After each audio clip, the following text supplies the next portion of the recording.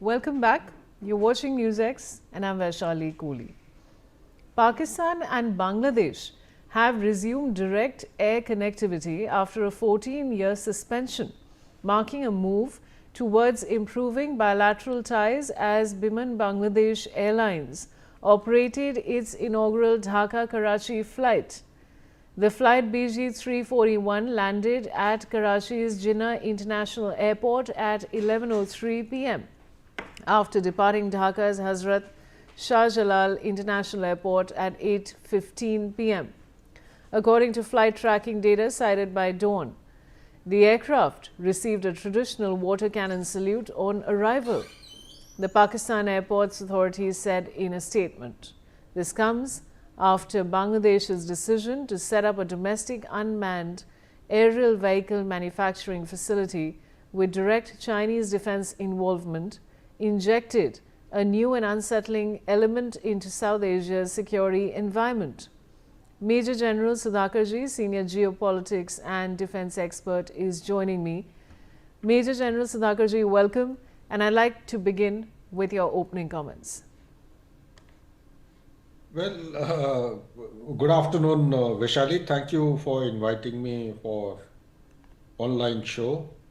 All I would say that for Pakistan and Bangladesh, it may be a welcome development, but as far as the security imperatives of the subcontinent is concerned, this is a huge detriment and a big challenge emerging. Earlier, I had alluded to a statement post the meeting that took place in Kunming, 19th of June 2025.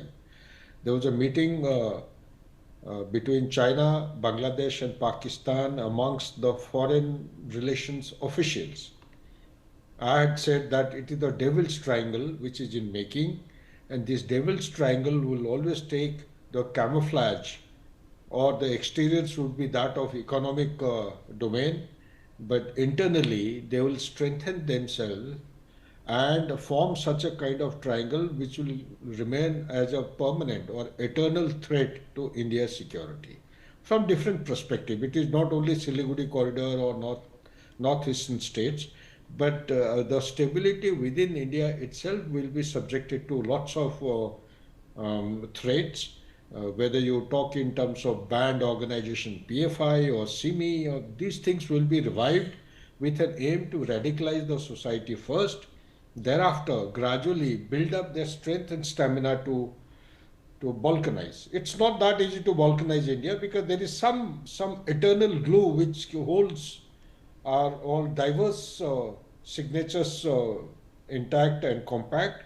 It's not that easy. So they will try all kinds of things. It is not going to happen in immediate future, but it's a long gestation period.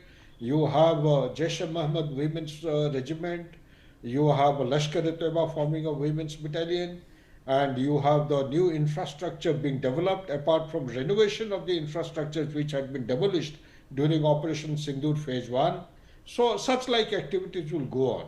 So one of the facets is the connectivity between Pakistan and Bangladesh, because the liberation of Bangladesh never went down too well, could not be digested by Pakistanis. 93 prisoners of war is not an easy thing. I think after Second World War, this perhaps is the largest, yes, if I respect my memory, largest number of PWs which had been apprehended by India and given back without using it as a leverage, whether it is Hajipur Pass or settling a border or anything.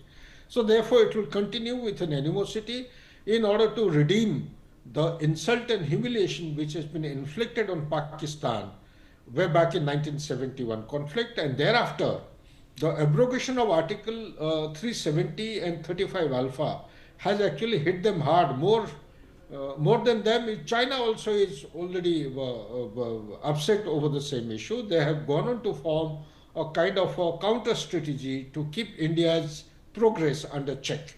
Back to you, Vaishali. Now, Major General Sudhakarji, of course, we've discussed this, but then I want to specifically ask you, the fact that Bangladesh's decision to set up a domestic UAV, manufacturing facility with direct Chinese defense involvement has raised many eyebrows. What would you like to say on that? Yeah, you see, it was expected. The way, firstly, we have to understand China has got a bigger aim. The bigger aim is to rejuvenate itself as a middle kingdom. That concept of middle kingdom by 2049 or earlier, so that it can become a global power, so that it can challenge the present global power or the superpower that is USA. So while doing so or trying to achieve this particular objective, it wants to redeem its centuries of humiliation. So, because they have not forgotten, they might have forgiven us, but they haven't forgotten that it was under British India undivided empire that our Indian troops they used to go. The Opium War had taken place way back in 1839 to 42, and thereafter three such conflicts have taken place with China.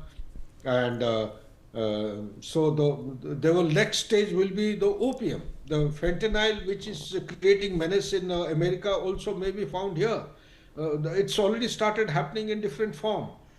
India used to be a transit route as far as the drugs are concerned from Golden Crescent, but now the transition has already turned into a consumption level which is ranging between 14 to 20% more than what it used to be earlier.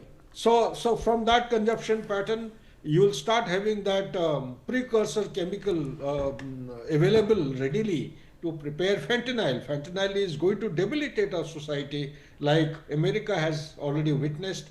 Almost about 1,11,000 dead in 2022, close to 48,000 or more than that in 23, around 60,000 or some kind of a figure dead in 24 likewise. So similar thing will happen. But as far as your question is concerned, it is not only China which is coming in a big way. Today, the military hardware imported by Bangladesh from China is ranging between 82 to 83%. Talk about the submarines, talk about the shipbuilding, talk about the aircrafts, talk about any kind of artillery guns or any emplacement or any organizations. So, and so much so they are helping them to develop their own space satellite also. So, to say that the industry, defense industry, with regard to the unmanned aerial vehicle, if you're meaning that, UAV, if I have heard you rightly, well, Turkey has already started manufacturing the spare parts in Bangladesh in our lineup, defense industry lineup. Just